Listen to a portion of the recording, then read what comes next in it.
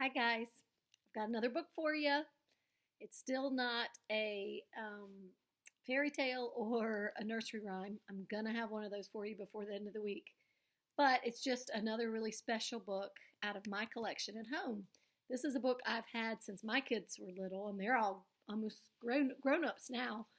But it's a really sweet story about how we love people and how maybe we can show people we love them.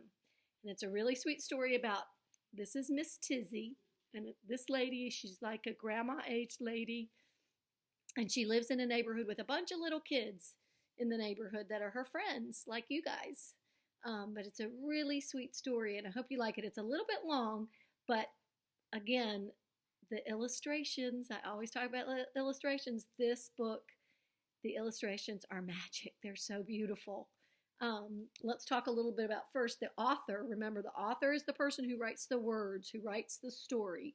The author is Livermore Gray, and the illustrator is Jada Rowland. And again, this is like that last book I did. The illustrations in this are so beautiful. I think they're done in watercolor, which is painting. We've done some watercolor at school, and lots of times watercolor can make just really beautiful pictures. So this is Miss Tizzy, and I want you to look at Miss Tizzy because when I start reading, it's going to describe her and look at her special. She wears this purple hat, kind of funny hat that she really likes all the time, and she loves all the children in her neighborhood.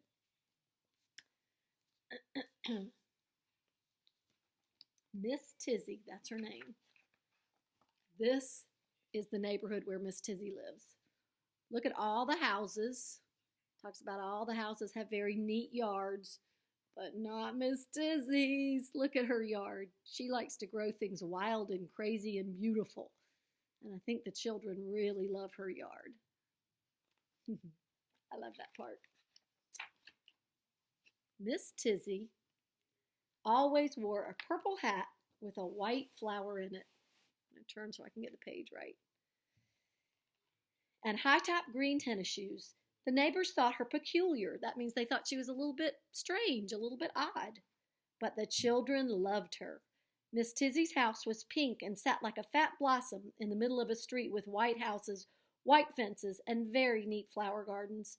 Miss Tizzy had no fence at all, but she had flowers that grew everywhere and spilled over onto the sidewalk. Doesn't that sound like a really special house? That's the kind of yard I'd like to go see. Miss Tizzy let the children pick the flowers. Then she gave them clean glass jelly jars to put them in, and the children loved it. Miss Tizzy's big yellow cat, Hiram, slept in a window box in the middle of some red geraniums. Those are the red flowers. Sometimes he climbed on her shoulders and hung there like a tired old fur piece. Look at Hiram around her shoulders. Isn't that funny? Look at all those beautiful flowers. On Mondays, Miss Tizzy baked cookies. She let the neighborhood children put in the raisins and then lick the bowl while the cookies were baking. The children loved it. Look at that beautiful illustration. Isn't that something? I'd like to make cookies with Miss Tizzy. Wouldn't you? On Tuesdays, Miss Tizzy made puppets out of old socks. She made a puppet for each boy and girl. They made up their own stories and put on shows for Miss Tizzy. She laughed and clapped every time, and the children loved it. Look at Hiram. Hiram's always a part of it. They look like they're having fun, don't they? Miss Tizzy sure seems like she's a fun house to go visit. On Wednesdays, Miss Tizzy played her bagpipes. She gave the children spoons and pans and let them pretend they were playing real drums. Each Wednesday, one child got to be special, sort of like Star of the Day, and play a silver penny whistle. Every child got a turn. They marched up and down the street with Miss Tizzy and her bagpipes, leading the parade. Hiram sometimes marched along, and the children loved it. Look at Hiram. He's part of the parade. We've done lots of parades at school, haven't we? It's fun to be in a parade. I think Miss Tizzy knows that too. On Thursdays, Miss Tizzy gave the children clean white paper and crayons. They drew pictures of sunshine and butterflies. They put them in Miss Tizzy's red wagon and delivered them all over town to people who had stopped smiling and had grown too tired to come out of their houses anymore. Hiram rode in the front of the wagon with a red ribbon around his neck, and the children loved it. Do you see they're delivering some special things to this lady? She's kind of an old lady that lives in the neighborhood and is just tired and maybe a little lonely. And the kids have drawn her pictures and brought them to her, and that's so sweet. That's one way we show people we love them. You guys do that all the time. Make art for people you love, don't you? On Fridays, Miss Tizzy opened her trunk, and they all played dress up. There were hats with feathers and hats with bows. There were baseball caps and straw hats with bright red bands. Everyone wore a hat. Miss Tizzy put on a lace shawl and served pink lemonade in her best china cups. The children loved it. Look at that illustration. Isn't that something? This kind of reminds me of our classroom when we pull the dress-ups out. Everybody in our class likes to dress up, don't they? On Saturdays, Miss Tizzy put roller skates on her green tennis shoes and went up and down the sidewalks. The children came out of the White Houses and joined her. They made a roller skate train, holding on to Miss Tizzy's long skirt. Hiram was usually the caboose. Remember, the caboose is the end of the train. Hiram was usually the caboose. The children made train sounds, and Miss Tizzy was the engineer. She never scolded the children for being too loud, and the children loved it. That looks like fun. I love it. We played train just in our class a couple weeks ago, didn't we? You guys got on my T train. On Sundays, look at this picture while I'm reading if you can see it well. So beautiful. On Sundays, when the day was over, the children stretched out on bright quilts in Miss Tizzy's backyard and looked up at the stars. The tree frogs croaked their summer sounds as Miss Tizzy sang songs about the moon, slightly off key. I mean, she wasn't a very good singer. The children didn't care. They loved it. They didn't care if she sang good or not. They loved her singing. Trying to make it not shine on the book so you can just see how beautiful, maybe like that, how beautiful that picture is.